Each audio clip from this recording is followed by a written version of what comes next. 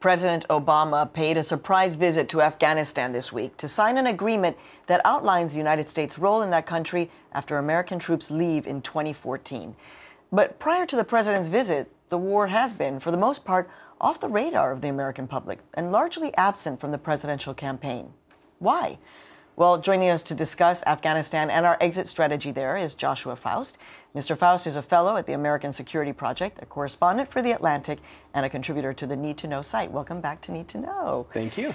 The president said earlier this week that he believes that this goal that he said, which is to deny al-Qaeda a chance to rebuild itself, is within reach.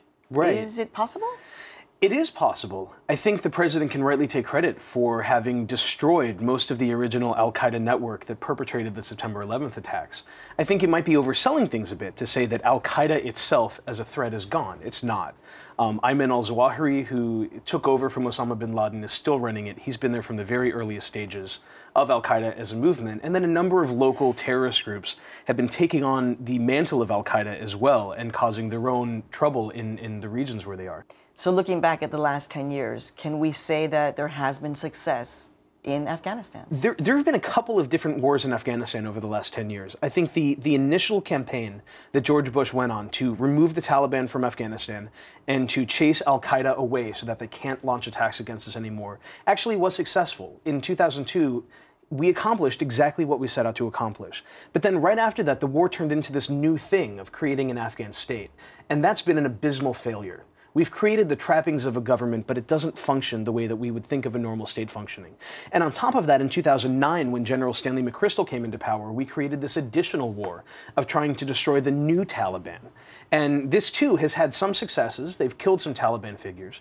But the Taliban also control huge swaths of the country, and they remain this pervasive, terrifying force for Afghans. And so I think that's been a failure as well. All right, so let's talk about that imagery. The president in front of these Humvee tanks. Right. And there's been a lot of comparisons to that mission accomplished speech by George W. Bush. I'm not sure it quite rises to the level of declaring mission accomplished yet, because Obama didn't say that fighting in Afghanistan was over or that we're leaving in victory, the way the President Bush did from that aircraft carrier over Iraq. But he was towing that line pretty uncomfortably close, I think, because even the Department of Defense, his own generals and his own staff, have been releasing reports about the significant challenges that remain, and they're not certain that they're really going to pull it off. So he might have been overstating things a little bit. So you've said in your writings that basically our country has not been focused on the correct policy issues in Afghanistan. What has the United States been doing wrong then? I think the biggest failure of U.S. policy in Afghanistan has been the neglect of a political framework for the country. Despite all of the talk about negotiating with the Taliban, and despite all of the talk about reconciling with insurgents and trying to create some kind of stable order afterward, there's been very little groundwork into creating a fundamentally new social and political pact in the country that all Afghans could agree to. The focus instead, especially the last several years under President Obama, has been a much more militarist objective. It's been focused on killing insurgents, trying to isolate insurgents. Both President Obama and his senior staff routinely use phrases like break the backs of the insurgency or isolate and destroy al-Qaeda. But this was the president who said he was the change president. Right. And that is a change from what President Bush was doing in Afghanistan. Under Bush, Afghanistan was neglected for many years. And I think we can look at the war in Iraq as the reason why Afghanistan is so bad right now, because it distracted all of our attention, all of our people, and all of our focus in 2003. And it took a long time to get back into Afghanistan. Did the president, by giving this speech, bring Afghanistan back into the presidential campaign now?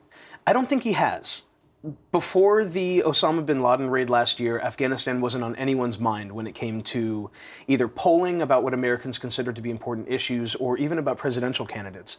And in the years since, looking at the presidential debates, you would have expected this to come up in the Republican primaries. It was barely mentioned in any of the debates. It was never a major aspect of any of the candidates' platforms.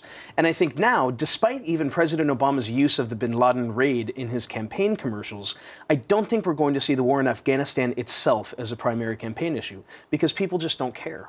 Thanks for joining us, Joshua Foust. Thank you.